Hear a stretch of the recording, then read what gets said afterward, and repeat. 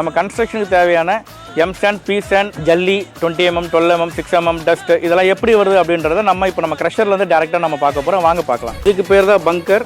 அப்படிலாம் நம்ம வந்து ரா மெட்டீரியல்னு சொல்லுவோம். ஸோ நான் இப்போ உங்களுக்கு காமிச்ச அந்த ரா மெட்டீரியலில் வந்து பார்த்தீங்கன்னா இந்த பங்கரில் போடுவோம். ஸோ பங்கரில் போட்டுட்டு பங்கர்லேருந்து இது வந்து ஒரு ஃபஸ்ட்டு செட் ஆஃப் மிஷினு. இந்த மிஷின்லேருந்து நமக்கு பார்த்தீங்க அப்படின்னா ஃபில்டர் ஆகி செகண்டரி மிஷினுக்கு வந்து போகும்.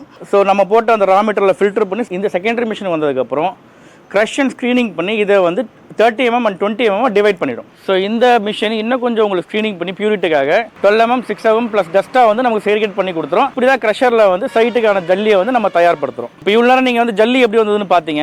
இப்போ நம்ம கிடைக்கக்கூடிய எம் சாண்டோ பி சாண்டோ எப்படி கிடைக்குது நம்ம இந்த வீடியோவில் பார்க்கலாம். ஸோ நம்ம எம் சாண்டை வந்து மேனுஃபேக்சர் பண்ணுறதுக்கு 12 mm ஜல்லியை நம்ம கவர்மெண்ட் நார்ம்ஸ் படி க்ரஷ் பண்ணி டபுள் வாஷ் பண்ணி நம்ம கொடுக்குறதா நமக்கு கிடைக்கிற எம் சாண்டும் அதே கான்செப்ட் தான் நமக்கு கிடைக்கிற பி சாண்டும்.